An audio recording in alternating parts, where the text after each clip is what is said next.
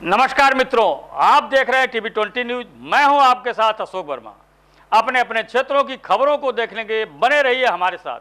अब शुरुआत करते हैं आज की ताजा खबरें।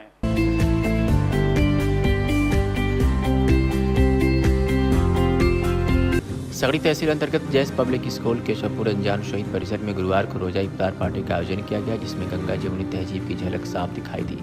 इस कार्यक्रम में हिंदू और मुस्लिम समुदाय के लोगों ने एक साथ बैठकर रोजा खोला और एक दूसरे को बधाई दी।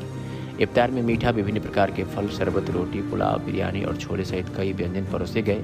इस अवसर पर पूर्व कैबिनेट मंत्री अंबिका चौधरी ने कहा कि रोजेदारों को इफ्तार कराना बहुत पुण्य का काम है।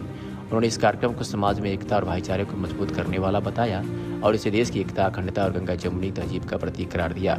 भाजपा नेता मनीष कुमार मिश्रा पिंटू ने कहा कि रमजान और नवरात्र के साथ पढ़ने का यह अवसर समाज में मिलजुल कर त्यौहार मनाने का संदेश देता है, जिससे शांति बनी रहे और कोई विवाद न हो।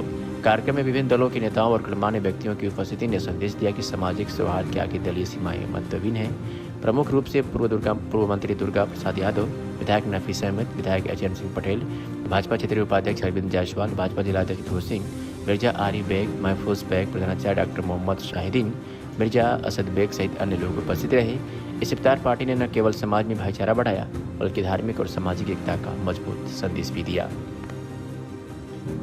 पार्टी में आए हैं, तमाम दलों के नेता आए हैं, आप सबने शिरकत किया है, तो क्या कहना होगा? देखिए, दल की विषय ही नहीं है, विषय यह है कि पूरे जिले के लिए हमेशा ये कार्यक्रम करते रहते हैं और मैं समझता हूँ ये तो बहुत होना चाहिए, लेकिन हम इस क्षेत्र की बात नहीं कर रहे हैं, पूरे जनपद की बात कर रहा हूँ। जैस पब्लिक इंटर कॉलेज पर विगत में कई सालों से आता हूँ और ये कार्यक्रम होता है और ये कार्यक्रम इसमें तो और ज़रूरी है, क्योंकि दुनिया में देख रहे होंगे कि जो माहौल बना हुआ है उसमें इंसानियत ही खतरे में है, उसमें तो ये चीज़ें और ज़रूरी है। और एक महीना रोज़ा रह करके आदमी पूरा शोध करता है, अपने अंदर की सारी कमियों को दूर करने का प्रयास करता है। जो अब तक की कमाई है गरीबों को ज़कात दे करके, उनको जो दान देने की बात होती है दे करके उनको भी एक ताकत देने का काम करते हैं।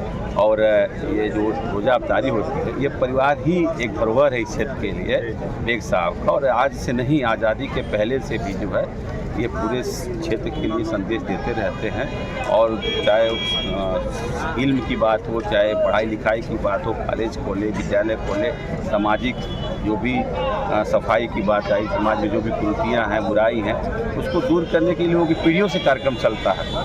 और उसी कार्यक्रम के तहत एक छोटा सा कार्यक्रम इसको कह लिया जाए, इनके लिए हम लोग के तो बड़ा कार्यक्रम है। और इसी बहाने हम लोग भी आते हैं, क्योंकि लगता है कि आज जो हिंदू मुसलमान की जो बातें लोग करते हैं, ये गंगा जमुनी की संस्कृति, आजमगढ़ का एक अपना आबो हवा है। मैं समझता हूँ पूरे हिंद महासागर के अंदर जो भारत का जो आबो हवा है वो अलग ही है। हम अलग होकर नहीं रह सकते, हमारी तासीर ऐसी ही है, चाहे वो कहीं किसी भी कौम। आप देखे होंगे कि भाषा के सवाल पर टूट गया भारत और पाकिस्तान और बांग्लादेश अलग हो गया।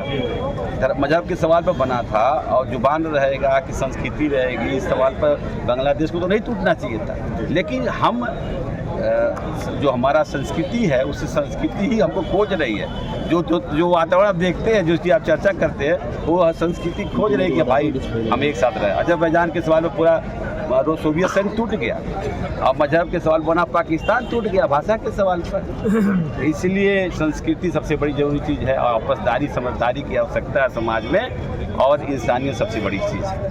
सारे जो मजहब हो, चाहे जिसको आप धर्म कह लीजिए, उसका एक ही निचोड़ है कि इंसानियत बची रहे। आज उसी चीज़ से हम जो है भागम दौड़ में भूलते चले जा रहे हैं। उसमें ये याद दिलाते हैं, जैस पब्लिक जो विद्यालय है जहाँ संस्था कार्यक्रम हो रहा है, ये हर साल याद, और हम लोग भी याद करते रहते हैं कि कब ये रखते हैं। ये नए निमंत्रण इनका आए, उस न्योता आता है, उसके पहले ही हम लोग पता करते हैं कि कब इसका कार्यक्रम होता है। तो इसलिए भी मैं पूरे परिवार को, कि आप जो हम लोगों को सामाजिक लोग करना चाहिए वो आप कर रहे हैं, इसके लिए आप सबको बहुत बहुत मुबारकबाद। और आने वाले ईद की भी मैं पहले मुबारकबाद पेश कर रहा हूँ। सारे लोग खुशी से रहें, अमन चैन से रहें और आपसदारी समझदारी बनी रहे, और जो चीज़ें हैं उसको ठीक करने के लिए जो मुल्क की ज़रूरत है, जो सूबे की ज़रूरत है, सारे सूबाई या मुल्क के हिसाब से जो ज़रूरत है उसको पूरा करने की ज़रूरत है। बहुत बहुत मुबारकबाद।